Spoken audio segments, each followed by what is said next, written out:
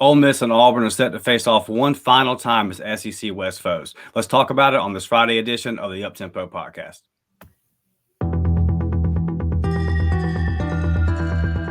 You are now listening to the War Rapport Podcast Network.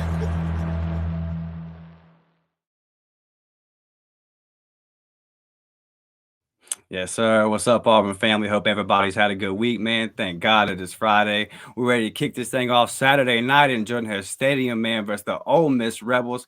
I hear it's a big one, Lane Kiffin bringing them boys into Jordan Hare, man. I am your host, Dustin Smith, joined as always by my guy, Blake Lane. And as you can see tonight, we are joined by Ike Jones. Ike is in the building. How are you, buddy? Hey, man, I'm good, bro. I'm just trying to find a way to get myself juiced up about this game. I ain't gonna lie, it's not a lot of juice in the system right now. Can I help you? You talked a whole lot of trash this summer, man. Called them broken, ugly, and everything else. I joined in with you a little bit. You kind of need them. You kind of need the boys to help you out this weekend. I mean, they're still broken, ugly, even if they win the game. So, it is what it is. It is what it is, bro. Just because they're broken, ugly, I wouldn't say we're broke, but we might be ugly right now, bro. I mean, we're very ugly right now. I'm not gonna lie to you. You know what I'm saying? But like, here's the thing: there's a difference between I got punched in the face and I'm ugly right now. And I was born ugly. Yeah, all you gotta do is hop on my Twitter, man, and there's a whole bunch of Ole Miss burner accounts trying to make the case that historically they are on par with Auburn, and I think it is a very cute argument. Just go check it out, Ike. You know historically on par with Auburn in what way? You've never been in the arena. You'd have to go check it out, man. I'm not really understanding their arguments, to be real with you, but it's out there, buddy. We're a little brother, according to a lot. So historically, you could make an argument that Ole Miss is a top 20 program of all time, because you could make that argument for Auburn, but historically, you could make that argument for Ole Miss. Is that what someone's trying to tell me? No. I mean, yeah, that's what they're trying to tell you. Yeah, nobody here on this podcast will try to tell you that. In the history of Ole Miss and the SEC, particularly since the SEC went to divisions, you could historically say they've won a division at least one time in that entire time. Can somebody tell me when that was? No. They had they tied in 98 and they lost the Egg Bowl, so it went to Mississippi State. In the modern history of football, how many times have they been to the national championship game? 0. Okay, so you've never been, so you don't even have a chance to actually win one. So I don't even have to ask the next question. How many Heisman Trophy winners does Ole Miss have in the history of their program? Okay. Okay. I mean, if you want to make the argument, then I'd welcome what statistical data we're using for that argument. Cool. I mean, just tag me in one of the posts that you see. Next time you see one, just tag me in a post. I just want to read. I got you. I got you when we're done recording. I got you. Also, if you were to compare the teams record versus each other all time. I mean, I don't even want to go into head-to-heads. I mean, we've like it's 2-1 in like wins to losses. I don't even want to do that. But I'm just saying we're just talking about the program because the program exists outside of our head-to-head. That's fine. Okay. Okay. This is why y'all broken ugly. That right there. Forget everything else of what's happening this season, what happened last. That's why you remain broken ugly, because you keep lying to yourself. You will never, until you embrace where you are. See, I've embraced that we suck this season. Mm-hmm. You know what? I've seen enough. LSU was enough for me to see and say, you know what? We're not very good. We're not very good this year. I got it. So now my expectation level is different, and I'm out here just rooting for an upset. Maybe they come out here fired up. I'm in that space right now. But if you're just going to keep lying to yourself, then you're just going to always be who you are, which is broken ugly. That's fine. That's cool. All right. I appreciate it. I appreciate it because that lets me know you'll never be anything. Because you keep lying to yourself. You know what Blake said earlier in the week? He wants Auburn fans to start acting like holding Auburn to a higher standard. Remember who you are. We're not going to come on this podcast and claim that Auburn's, anywhere near Alabama historically. We'll make fun of them. We'll make jokes at them, but like we're not going to. It's a silly statement to make. It's an absolutely ludicrous thing to say that Auburn and Alabama are historically the same kind of program, and not. And I mean, shoot, in the recent history, we're not the same program we're not the same class of program that they are. But there are tiers, and the Ole Miss tier ain't where we are. Let's be like, here's what this is the real problem. The real problem exists in that you've been beaten up on Mississippi State your whole life, and because of the big brother in your state historically, you feel like that makes you the big boy on the block. That's not true. You're still who you are. Yeah, and at their best, Ike, it was kind of what we just fired Gus Malzahn for, right? Close, but no cigar. I mean, it was cute. But Gus's record by itself at Auburn is still historically better than Ole Miss. He at least got to the Natty. He at least got there. He's got to Atlanta. Yeah. He at least won the division. Won it twice in his tenure. Yeah. Mm-hmm. Yes, look. Here's my thing when they want to talk about this, and Dustin knows I love to go off about it because I've said it a million times, and I'll say it again. My grandfather told me. All right, my grandfather passed away in 2004. My grandfather told me before he died, he said, Blake, don't ever forget that this is a 6-team league in the Southeastern Conference in football. It's a 6-team league. You got 3 teams on the West, 3 teams on the East. You got Alabama, LSU, and Auburn, and you got Florida, Georgia, and Tennessee. If one of them 6 teams don't win the SEC, then you got a problem. And if you think that is false, then go back through history and look at who has won the Southeastern Conference, okay? Because it is a 6-team league. And that's it, period. You've never been in the arena. You've never played inside the Georgia Dome for an SEC championship. The only thing you got to see was the camera set up in it when they blew it down. All right? So that's it. You ain't been to Mercedes-Benz. You ain't going this year. Whether you beat us Saturday or not, you're not, because Alabama's going. We all know that, or LSU. You still got to play Texas A&M and Georgia. So you're losing one, maybe both of those. I don't know yet. I just don't have you going back this year. So I really do think with the Ole Miss fans, though, it is the 25 and under crowd. It's the 25 and under crowd where they've kind of been pretty good. They've been winning 8, 9, 10 games, and that kind of crowd is the ones who want to pipe up. But the older crowd, they know, hey, you wasn't even Egg Bowl champions last year. And so I can't even say that. You got popped. They didn't even they go on a 5-game losing streak last year? Man, the second somebody's head coaching job came available, Ole Miss season's unraveled for some strange reason. Yeah, it's a lot of audacity to make that claim. Like whoever's making that claim, it's a lot of audacity out there. Okay. Yeah. Because if we're just gonna start claiming stuff that, if you claim this season and they've got that, we could do some claiming too, and our numbers still like we've actually entertained this subject way too long. Like if we're just being clear, Eli Manning couldn't even win the SEC West. Eli Manning. If we're being honest, we've been entertaining this for too. Like it's foolishness, and we've entertained it for too long. I don't like you. I don't. All right. Hey, some big news today, though, and I know something else that'll fire Ike up. 2025 recruiting. Kadarius Reddick, class of 2025, 6 foot, 165 pound, out of Thomasville, Georgia. He is a 4-star DB.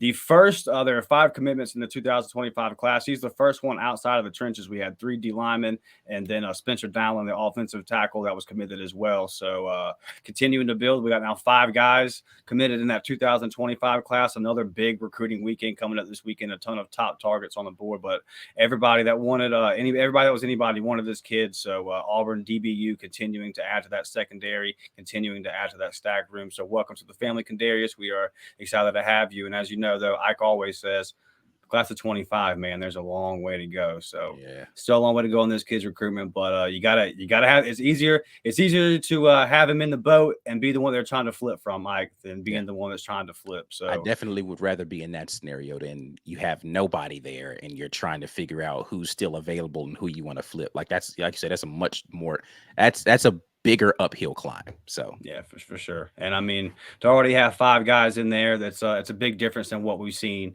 And we made this point too whenever we hired Hugh Freeze, that the class of 24 is going to have to, there's a ceiling to it. There's only so much he can do, because it's just not the way it was 10, 15 years ago when I would take off February 2nd and spend the whole day watching SEC Nation or ESPNU and watching all these guys commit. They're obviously committing. They want to commit before their senior year. Mm-hmm. So to already have to start building this class, it's when Hugh finally has some time, you see, okay, I believe everywhere I've seen, like 24/7 had us in around the top 10 on 3. Everybody's got us in the 7 to 11 range right now in that 25 class. So still a long way to go, but you're building the foundations early.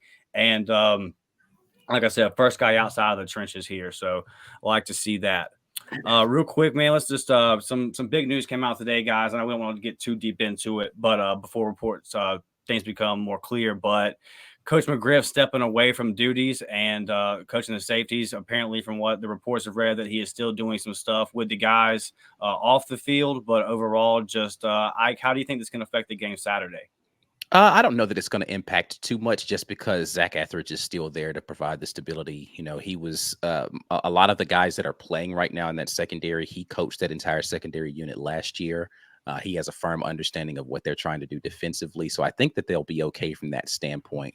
I worry, I guess, more about how this impacts things long term, just because I don't know what the dynamic is going to be, because it's clear that Coach McGriff is still going to be in the building helping. But just that's the only thing I really worry about. But for Saturday, listen, man, this defense is going to do what they do, in my opinion. That's not the side of the ball I'm worried about. It's not the phase of the game in which I'm most worried. So, hey, I know you're a big Keontae Scott guy. Do you think Keontae's going to try to give it a go Saturday night? I think that he will attempt to give it a go. I don't know, I haven't, and I do talk to Keontae Scott periodically. We have developed a communicative relationship. I haven't asked him kind of where he is. I know he's been back at practice.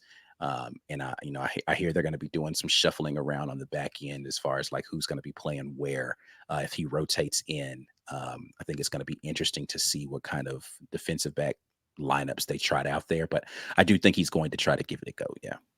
All right, good deal. We definitely need him back, man. Blake, let's get in here and talk about our keys of the game, dude. And I know that if you go back to the summer, man, if anybody digs up, or not the summer, back to after that Arkansas game last year, whenever Harsin got let go and all the names started floating around, dig up those old podcasts. You're going to find me and Blake talking highly of what we think of Lane Kiffin's ability to call plays and to put together an offense. And Blake, just starting with Jackson Dart, man, what do you see? I see a dude that is trusting his offensive line now. He's not turning the ball over like he was last year.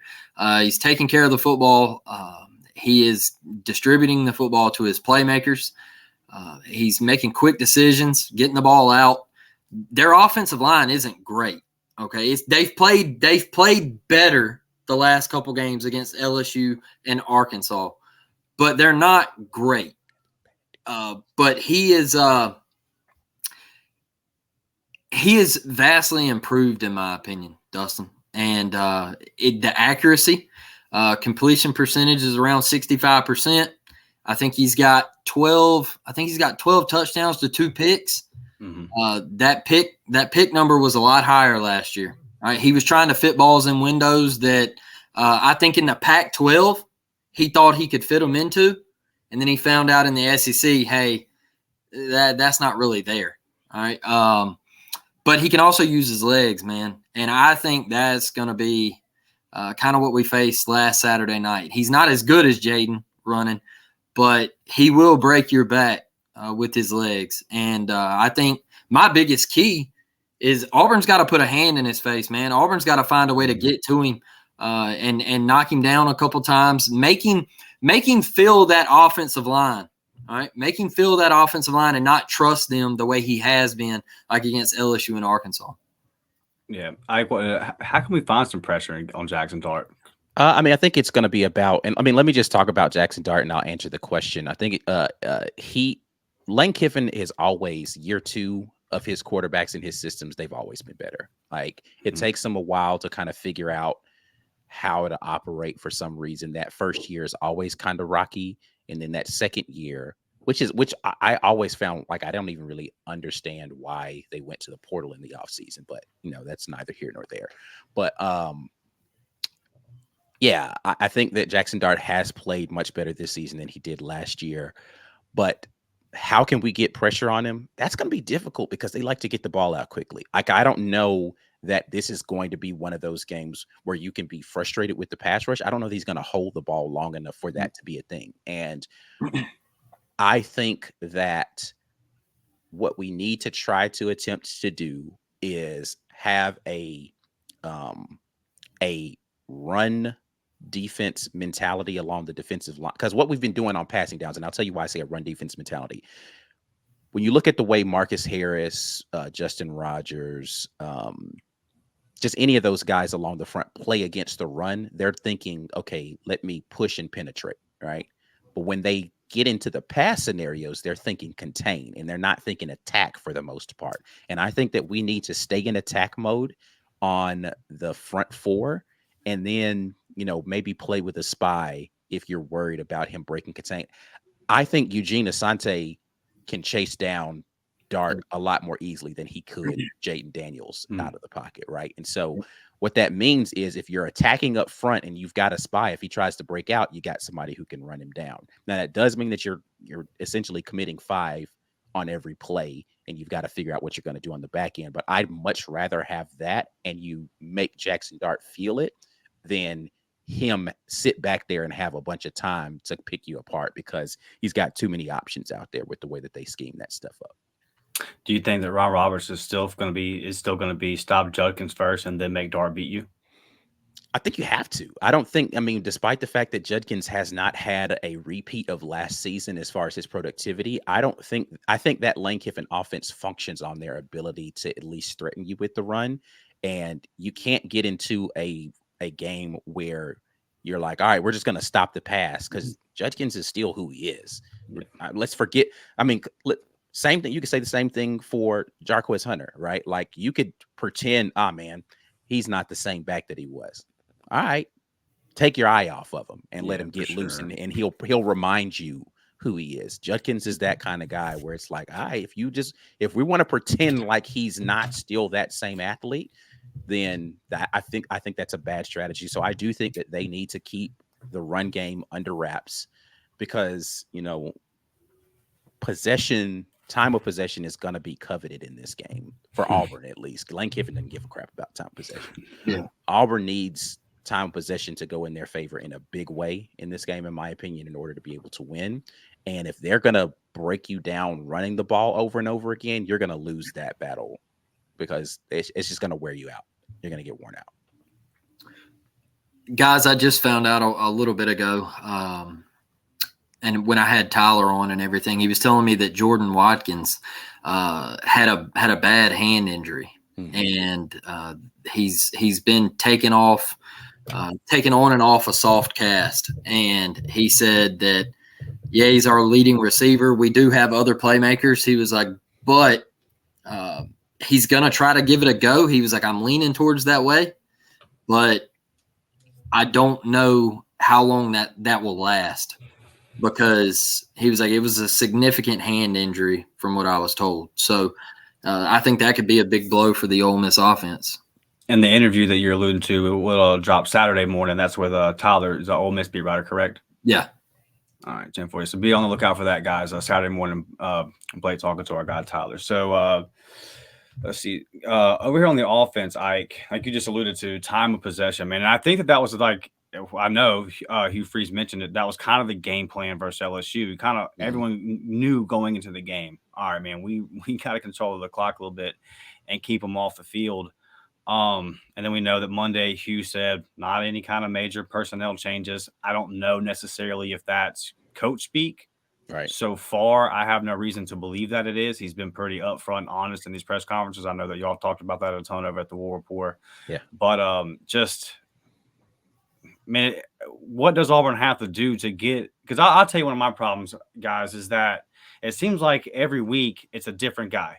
It's Petit or Austin. Or, I mean, like 1 week, I think Peyton Thorne led the team. Like, it's always something different. And I know that we have got last week, Jeremiah Cobb led. If you'd have told me that before the season, I would have said this is kind of concerning. Not because we don't have 4 capable guys. And I know that DeMar is hurt right now. But, man, like, Ike, do you think we need to get somebody established? You just talked about Jarquez. Is it time to let 27 eat, man? Let one of these guys get in a rhythm? I mean, I think the big thing for this offense is going to be, I mean, I just don't think that we've been consistently doing anything enough for anybody to get in the rhythm, right? Like, I don't have as much a problem with shuffling running backs unless that running back does better the more you feed him, right?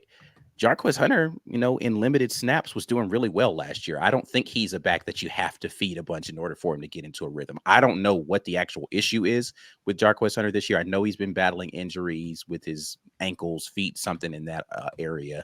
So that's limited some of his explosiveness. But I do think that we've got to find some sort of rhythm on offense, just in general. Like, again, I don't know if that's feeding a particular running back or what it's going to be, but the whole offense just needs an overhaul, bro. Like, we just got to figure something out. Right? Somebody eat, please. Is it Peyton Thorne not starting? Is it Robbie Ashford? I mean, I don't know, man. I've said this multiple times on our show. I will repeat it here. If Peyton Thorne is going to throw the ball less than 20 times in a game, then there's no reason why Robbie Ashford can't be the starting quarterback, because the big thing everybody keeps saying is Robbie can't throw. If he's only going to throw the ball 20 times in a game, that's fine. If you're going to run the quarterback in some sort of read option situation, let Robbie be the guy that does that. Like, there's no reason why he can't do that. So I'm not saying that Robbie is the answer. I'm saying I think that the game plans that we've deployed so far in the season are more suited for Robbie's talents. If you're going to throw the ball a bunch, then I don't know, because I haven't seen Robbie throw the ball a bunch this season to know whether or not he can do that. If you're more confident in Peyton Thorne throwing the football, throw the freaking football. Like, I mean, if it comes down to his ability to read defenses better and make more accurate passes, throw the ball. But you're not doing that. You're barely throwing the ball, and you're asking your quarterback to run. That sounds like Robbie Ashford to me. Can I ask you this real quick, man? It's been, I don't know. Do you feel like Robbie gets the same opportunity? No. Yep. All right. Not even remotely. If Robbie got the same opportunities, then there's no reason why Robbie's driving the ball on a particular drive and they pull him out of the game because it's 3rd and more than 6. Yep. Right? If let him run the freaking offense, man. If you're going to put him out there, let him run the offense. Peyton Thorne has not played well enough to trust him in 3rd and long more than Robbie had. He just hasn't. Like, there's nothing about what he's done this season to say to you, I can't trust Robbie to make the right decision here on 3rd and long. What has he done this year? He's had one throw the entire season where he put the ball in harm's way. Now, he hadn't thrown the ball a ton, but he's had one throw I can look at and say, yo, what were you doing on this one, bro? Yep. I can say that a bunch about the other guy, though. It's a fact. And again, I get it. He's had more opportunities, but my point again is, if you're going to get similar results from both of them throwing the football, put the football in the hands of the more athletic one so that you at least get better results from the run point, because Peyton Thorne's run the ball decently. He has not been bad as a runner. But I don't know a person in America that would tell me with a straight face he's as good running the football as Robbie Ashford is. If you're telling me that, then you are smoking Ole Miss dope. Like, I don't know what you're doing out here with your life. And this ridiculous thought process that, well, defenses are going to play. The reason why Peyton gets the opportunities to run the ball and he's been effective is because defenses are going to play him differently. Nobody's scared of Peyton Thorne throwing the football. Let me repeat that to you so you can understand, and go turn on tape and tell me I'm lying. Nobody is scared of Peyton Thorne throwing the football. They're just not. So if you believe that he's getting this because people are just, well, he's sneaking up on them, show me tape where Robbie Ashford has been ineffective as a runner when they're not running this stupid QB sweep. Like, that's really the only play where he's been ineffective, where it's just like they snap the ball to him and he just takes off running around the end, and you can't out leverage the guys. And that's really more on blocking, because you would never run that with Peyton Thorne because he's not fast enough to run that. Yeah. So let's just scrap that play call for the most part when we're playing defenses that have a pulse. But it's anyway, this is a very long-winded way of saying no, absolutely not. Robbie has not had the same opportunities. Yeah. No, that's not even close. What do you make of the starting of, I wouldn't say the starting of Caleb Burton, but then starting Caleb Burton, using him early, using Cam Brown early, and then going back to more of the personnel groups that you saw shortly after that into the game and getting the same results? This is it's a very similar thing to the Robbie Ashford situation, in which they roll out packages, right? Like, and this is kind of like the thing that I dislike the most about Gus Malzahn, is you telegraph stuff by the packages you're throwing in there. Yeah. And Caleb Burton and Coy Moore, I believe, was the other receiver that's in there, are typically going to be in there as if the way that they've rolled it out in that one game in LSU, but you can go back and you can look at the snap counts of when it happened primarily. They were in there when there were only two. It was a 2 receiver set, right? So if there are only going to be 2 receivers on the field, they were having Caleb Burton and Coy Moore out there.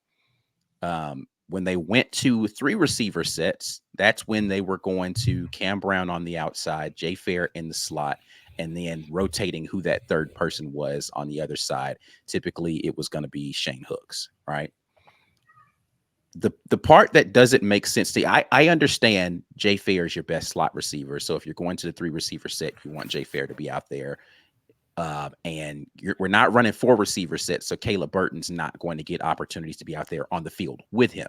So unless you're going to throw the ball to Jay Fair 3-4 times in a row and he needs a breather, then there's no opportunity for Caleb to come in and get that slot rep in the 3 receiver set.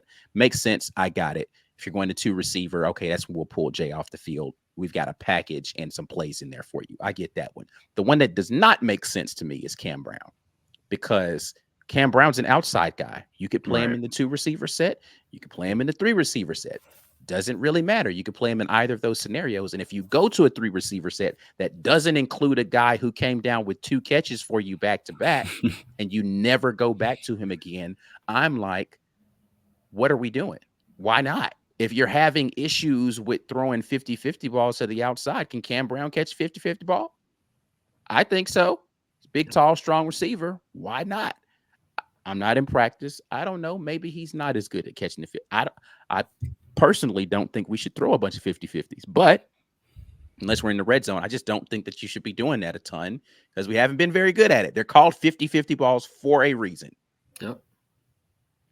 So it's not a very high percentage throw. You either have to have Keon Coleman out there, or you should throw the ball somewhere else 9 times out of 10. But yeah, I don't really understand what we're doing strategically with our rotations, really at any position. I mean, really offensively, I don't think I understand what strategically we're doing with our player rotations at any of the positions on offense. None of them. Yeah, Blake's been pretty vocal. He thinks it's just straight up. It's a clash of philosophies between your OC and your head coach. It's the first time your head coach has ever given up your offense or this much control of it anyway, right? He's mentioned he's struggling with it. We've played the clips here, so it ain't working. Like, is there anything we can do to make it work? Because here's the thing, like you come out of the bye week and you're like, okay, man, maybe something.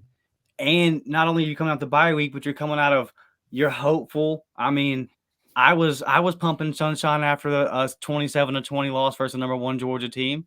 And I'm saying, all right, we got a bye week, worst defense in the SEC. And we're just like, I mean, you said it, like, if we can't score on this defense, who in the hell are we scoring on? Cal's defense sucks, by the way. I mean, it's a fact. We threw for 100 yards. For 100 yards. Hey, improving, baby. we need Perry Thompson to reclassify right now. All right, man. So let's get over here. Auburn wins. Auburn loses. Blake. Auburn. There's a lot of ways we could lose. So we'll start. Let's there's a bunch of ways we could get into that one. But Auburn wins Saturday night, man. It's been a month since we won, Blake Lane. A month. Yep. How does it happen? What do we got to do, man? I think you got to force at least 2 turnovers. You got to force Jackson Dart into 2 of them.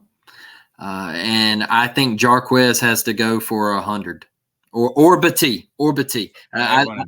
I think you got to have a back, have a big time night.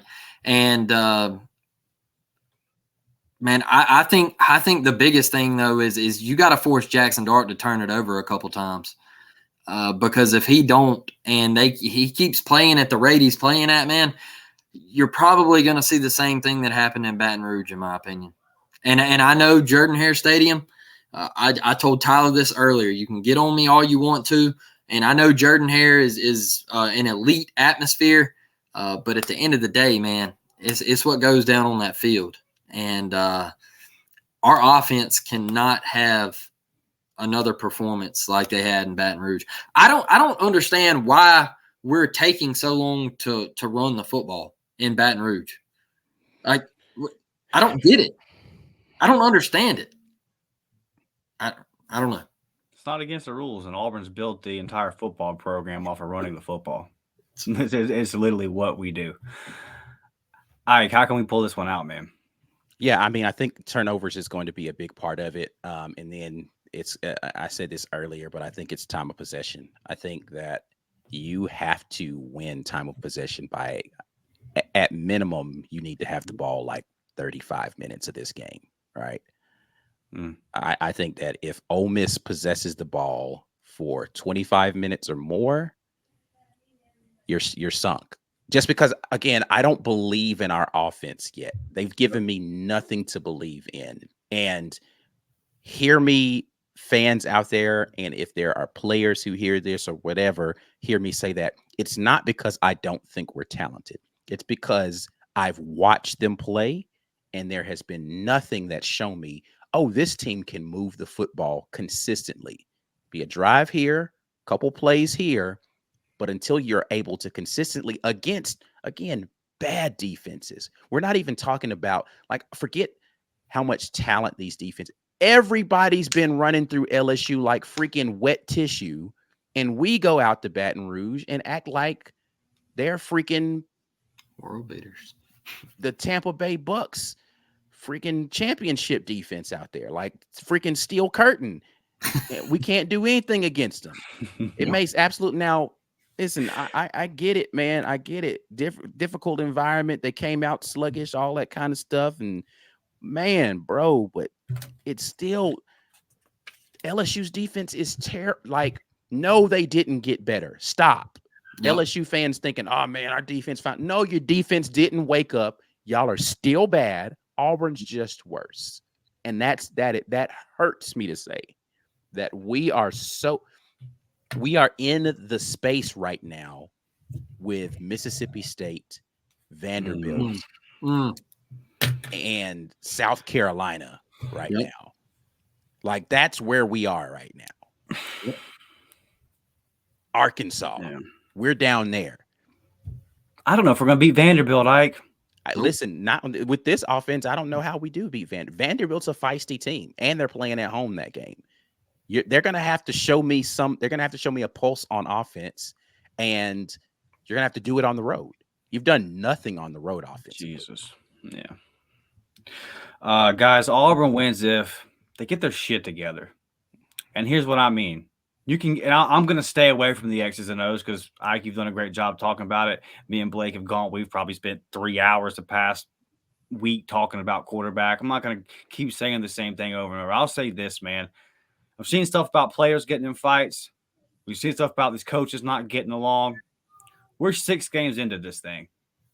And quite frankly, guys, I'm tired of it. I'm tired of hearing about it. I'm tired. Man, this ain't what we grew up on. It just ain't. And I know this is a new generation, and I know that these kids are built differently these days, and I'm not even attacking them. I'm not.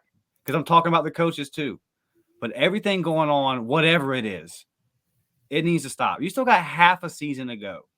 And this idea that is in this modern day of college football, that bowl games don't mean anything, that once you're out of the running for an SEC title or once you're out of the running for the playoffs, to mail it in and, I'll sit out, I'll hit the portal because I don't want to waste a year of eligibility and all this kind of stuff. And these coaches are already talking to guys they know looking for their next job and this, that, and the other. I mean, we had a D-line coach a couple of years ago. I won't mention his name, but you know who I'm talking about. He's done coach for half the country, man. Every year this dude's on a new team coaching new defensive lineman. What's the deal here? You're 3-3 coming into the season. You knew this was going to be a tough 3-game stretch. We all said, hey, if you don't get that A&M game, which is a big possibility, you could be sitting here at 3-3. Yeah. Yep. But for some reason, it doesn't feel the way I thought it was going to feel at the 3. It feels like it's do or die for this team Saturday night in more than one way. And I'm struggling to understand that. Why? You know, everyone talked a whole lot of stuff the day Kobe died, but I don't think anybody really but I think a lot of people didn't take in the lessons that Kobe tried to. They didn't know Mamba mentality going on in Auburn, Alabama right now. There may be some guys. Marcus Harris got it, right? There's some guys that got it, but there's a whole lot of guys that don't. Yeah. And I fail to understand that. I don't get it. You have an opportunity that a lot of kids, man, probably half a dozen kids DM me over the past 7 days from Pensacola. Hey, man, can you tweet out my highlights? Mm-hmm. And I look at the highlight, and I'm not saying that they're D1 kids, but they should be playing ball somewhere. West Florida, North Alabama, something. They can't even get a look because it's hard, man. And you got the opportunity to play D1 football Saturday night versus Ole Miss, and I got to worry about you bringing the juice? You didn't bring the juice in Death Valley? If you play 4 years at Auburn, now with the new schedule coming in, you might get one opportunity your entire life to play Saturday night in Death Valley, and that's how you chose to participate in it.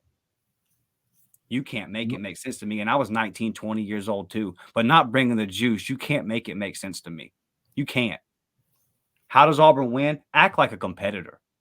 Act like a damn football team. I don't know if you got to watch Friday Night Lights and get Booby Miles to get you fired up. I don't even know if you need to watch Remember the Titans and get Petey Jones to get you fired up. I don't know what it is you got to do to understand teamwork and karate. I don't care if you got to dig up the corny Rudy movie. I don't know what it is, bro. But the Vince Papale, Mark Wahlberg, whatever you got to do to understand teamwork, dude, you got to do it. I heard all this crap during the fireside, Ike, about do your 111. I see a whole bunch of ones. I see a whole bunch of ones. I don't see no 11. And then I hear all this stuff this week. Brother, this means something to us, okay? We need this game. Yep. No Auburn fan wants Lane Kiffin to shoot off that smart-ass text after this game. I'm begging the people that are going to put on the helmet Saturday night to understand what that AU means and to play for something, man. Please play for us Saturday night, bro. Please. Please. Good stuff. I'm with you, man. I mean, come on, bro. You get one opportunity. You're going to be 20 years old one time. This is the one time you're going to play Ole Miss and Jordan Hare. Let's go. Let's go. Real quick, man, I wanted to ask you 2 more questions. One about football, and then I know we won't get off on the basketball, but I know you were at Media Days. Just want to kind of get your overall thoughts real quick on BP. But you watch a lot of film, man, and I don't want to pick on a kid, but me and you talked a lot during the summer. You know I'm real high on Connor Lew. How close are we to being Connor Lew time?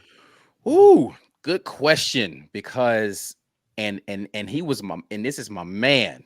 It's because people say I don't criticize the players that I like. That's just not a true statement. You clearly have not watched film with me if you think I don't criticize players that I like. But Avery Jones has not played well this season, man. He hasn't. No. I don't know that you turn the keys over at center to a true freshman. But Avery Jones a couple high snaps away from from coming and sitting on the bench next to Coach Thornton. Like, hey man, look, thank you for your service, sir. But like, I don't know what to do in that scenario. They've got to figure something out along that offensive line. It hasn't looked great for Isaiah Miller, right? And so Connor Lew's another interior guy. So if you want to keep the veteran leadership there at center, then let's kick brain fart right now, the kid from Western Kentucky that transferred in. Yeah, let's kick Gunnar Britton back out there to the tackle spot. And whether that's going to be a Connor Lew or a Jeremiah Wright back in there at the guard, we got to do something.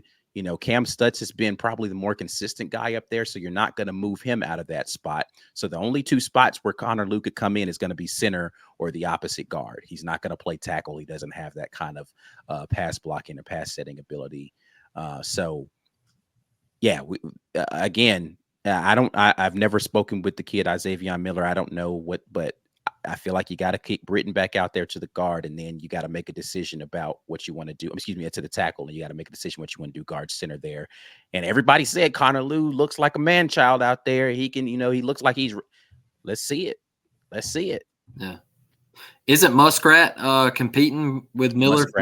Muskrat got some snaps in the LSU game against Miller after the back-to-back Harold Perkins pressures on Robbie Ashford. Muskrat got his opportunity to go out there. And he's a talented guy out there as well. So, we'll see. But Connor Lew is somebody who I've been kind of waiting to see what he was going to look like in some of these situations. We're getting to see Keldrick Falk, right? We're getting to see that man-child emerge. And he's listen, you can think I'm hyping somebody up just because they're in the Auburn uniform all you want to. Keldrick Falk is going to be a dude. Yeah. He's going to be a dude. Like, he's not out there getting pushed around in the meat of SEC play. He's going to be a dude. I think we might have a couple more sitting around on the bench that haven't gotten an opportunity yet. So, yeah, I think Connor Lew might be one of them. Yeah, Keldrick's going to start on Sundays. And so, like I said, you were at SEC Media Days, and I know you guys are going to have a ton of content coming out on the War Rapport soon, coming up from all that. Just your overall thoughts on this basketball team, Mike, and what you heard from BP. Coach Pearl is very adamant, and the players believe it too, that they are 10 deep this year. He could go and do a whole kind of shift change like it's hockey out there. Take 5 off and put another 5 on there, and there's not going to be a drop off in our ability. He's been very clear in that he thinks 1 through at least 9, but 10 potentially they could just switch them out. Right. Like, I think there's a little fluff when you think about the drop off offensively between Janai and Dylan, because Dylan is not Janai offensively. But to his point, Dylan is still an SEC caliber athlete. Athletically, he still is. And it's defensively effort. He's going to rebound really well. He's going to, protect the rim really well.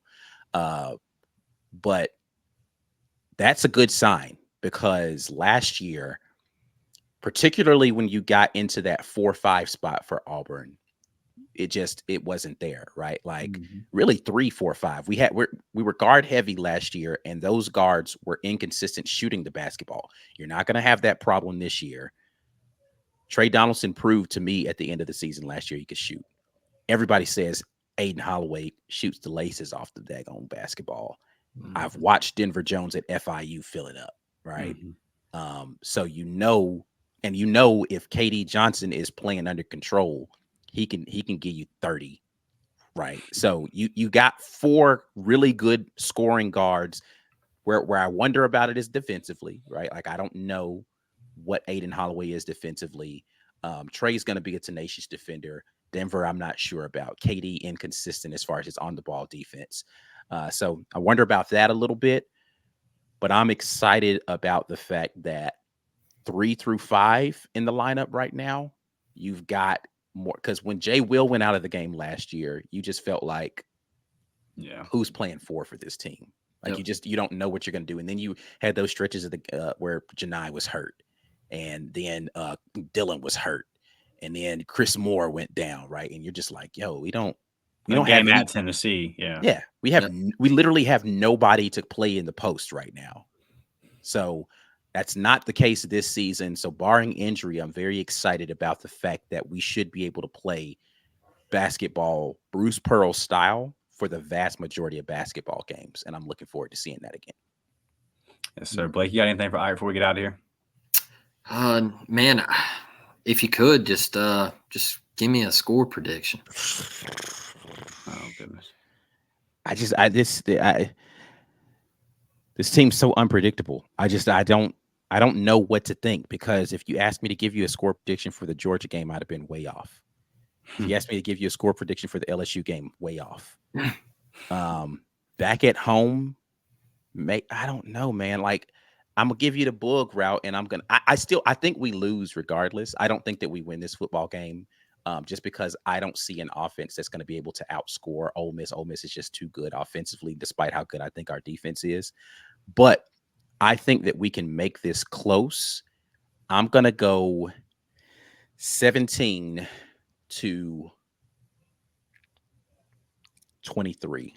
Ole Miss. Okay. 17-23. I hate it. I hate even saying that. I know, because there's not a universe in which I wish anything good upon anybody wearing that ugly teal and red stuff that they got going on over there. But yeah. I know. Well, me and Blake are about to hop over here and make our picks, and mine's you're booging more than I. It's not any fun. It's not any fun. I appreciate you hopping on here with us, man. Holler at me this weekend, buddy. Yes, sir. I'll holler at y'all. All right, guys. Ike Jones on the War Rapport. If you're not subscribed over there, what are you doing? Go check them out. All right, Blake, let's go over here and hop into our picks. I have our record from last week somewhere, but while I search for that, I will pop up this marquee primetime game of Mississippi State and Arkansas. And you tell the people why you were picking the Razorbacks. But they're going to get off the snide, Blake? Yeah, man. Getting off the snide against the Mississippi State Bulldogs. Look, I'm going to take KJ Jefferson in this one. I'm not high on KJ Jefferson, but I think Arkansas runs the football, and I think KJ Jefferson has enough with his arm to get the job done against Mississippi State. I'm just not a believer in Mississippi State's offense. I don't think they can move the football, and I think Arkansas might have a little confidence after that Tuscaloosa performance, them making that game close. I'm not sure if they get Rocket Sanders back or not, but I still like Arkansas to pound the football. KJ makes enough plays with his arms, and Arkansas wins the game. Yeah, I agree with everything you said. And it being Arkansas being at home, and they still have lost a bunch of close games. Like it's, I'm not saying they're a good team, but it's not like you're not looking at Arkansas going, how are they going to score points or how are they going to stop anybody? You know, like there's paths for them to win the football game. I think they just scored too many points for Mississippi State to keep up with, man. I've told you before the season, I just thought this Mississippi State offense was going to be a disaster. And outside of playing whatever in the world South Carolina has filled it on defense over there, Mississippi State has struggled on offense, man. So no, Mississippi State is relevant, Dustin. Remember, they told me they were relevant. All right, they told me that they were relevant, and next week. Yeah.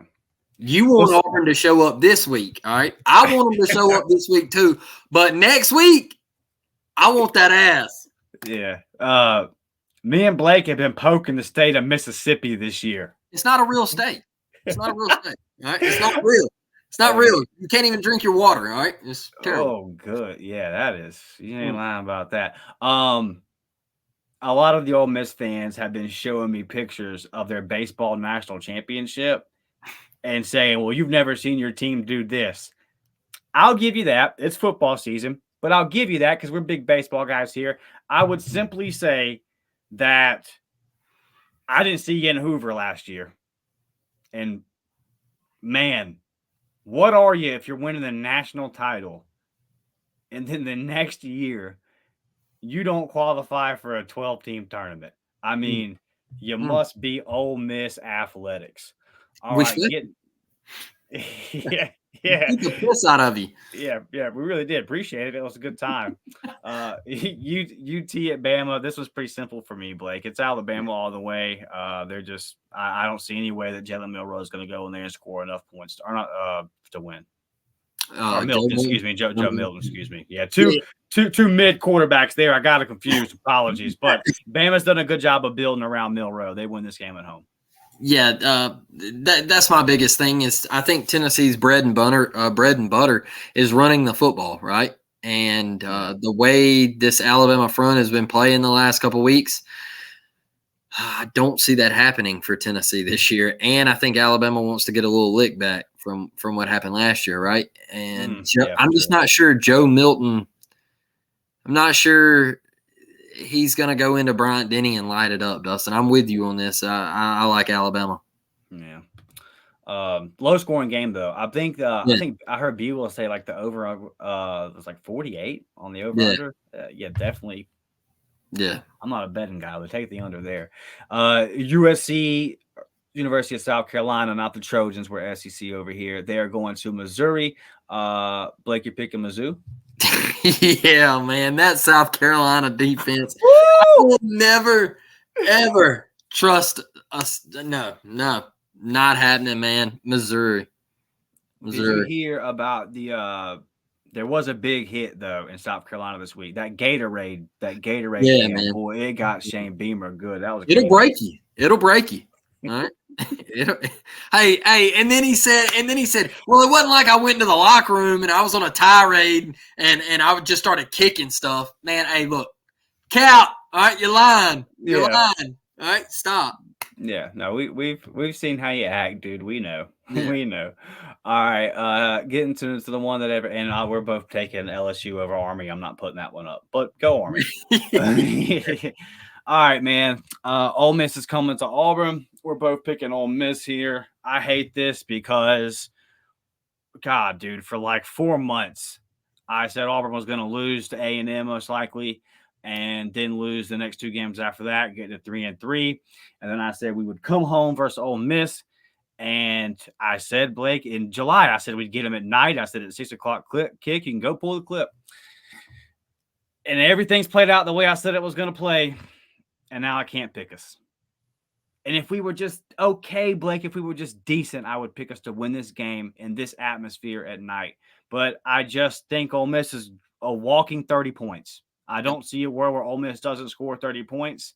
And Elon Musk can build all the rockets in the world. I'm never going to land on a universe where we score 30. I just don't. I don't see it, man. We've won the turnovers, man. I can go down the list of times we've won the turnover margining in this losing streak. That's a fact. It doesn't help us. It might help us score. Go back to the Cal game and okay, we might be able to find the touchdown out of it. The Georgia game, we get some points off of turnovers there, but that's all it's really going to help you do because other than that, you're not going to score. We're not going to drive 80 yards to score, and if we do, that's your one. Blake, I'm petrified of what the first drive is going to be.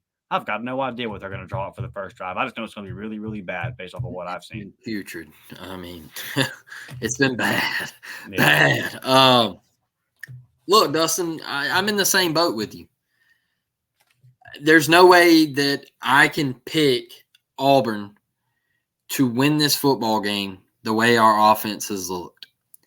And granted, you can sit here and say that, Ole Miss's defense – it's not good. Well, guess what? They're 40 slots higher nationally than LSU's was. All right. LSU was at like 122. Yeah. Well, guess what? Ole Miss, they're 82nd. All right. So where are we at? All right. You could only muster 18 points against LSU. So now you're at home and you think, you want me to think that you can do this against a much improved Ole Miss defense? All right, a much improved Ole Miss, a Pete Golding Ole Miss defense. They're better than what they were last year. Don't get it twisted. They got some dudes over there. They got a true freshman over there, all right, at linebacker. They got some cats. They're better than what they were last year. Don't get it twisted. I agree with your point. They're a walking 30 burger, all right? They're putting up 30, especially the way Jackson Dart is playing. I don't care how good our defense is. He can kill you with his legs. He can kill you with his arm. He's not turning it over the way he was last year. Not happening. So what can I look at and say, oh, well, Auburn can win this football game? The only way you're winning the football game, Dustin, is if number 9 steps out on the field. That's it. And I'm talking about the full 60 minutes. And I don't want to hear a damn word about Robbie holds the offense back. Like Ike said earlier, the defense keys in on the run when Robbie's in the game. People, Ike just told you a minute ago, they key in on the run on Peyton Thorne too, because guess what? They don't believe he can throw the ball down the field to beat them. Right. Because he hasn't been good. And it's time, if we're going to go down, I want to go down with a guy that bleeds orange and blue. Yeah. All right? Dustin, you know I sat on that Peyton Thorne train. I said, hey, he's going to start. He's going to continue to be the quarterback. And then I told you guys, I said, hey, they're just not going to take him out. We're to the point where they're not going to take him out. It's going to have to come crumbling down for them to take him out. And we're to that point. I think we're past that point. It crumbled down last Saturday night. It crumbled down last Saturday night. You damn right it did. And I think we're to that point where if we're gonna lose, I want to lose with somebody that bleeds orange and blue and that would give his right arm to play in that Auburn uniform. And don't question it. A lot of you dudes on the internet, all right, y'all want to get on there and call Robbie ass and cheeks and all this, all right? He would die for Auburn. You hear me? He would, okay? He would give anything for Auburn. Watch when he crosses the goal line. Watch it, watch it, watch it. He loves Auburn, bro. He would do anything to never leave that orange and blue. I truly believe that, bro. And that's who I want to go down with. That's who I want to go down. I want to go down with somebody that is a dog. And I don't care if he's throwing for 52% completion percentage or whatever. You ain't winning with number 1 in there. Period. Ain't happening. We've seen too much. Period. That's it. Tell you what Robbie Ashford's not going to do on 4th and 5. He's not going to run out of bounds short of the sticks, Blake. Right. Fact. Don't even get me started on that. Fact. Yeah. So you guys score prediction?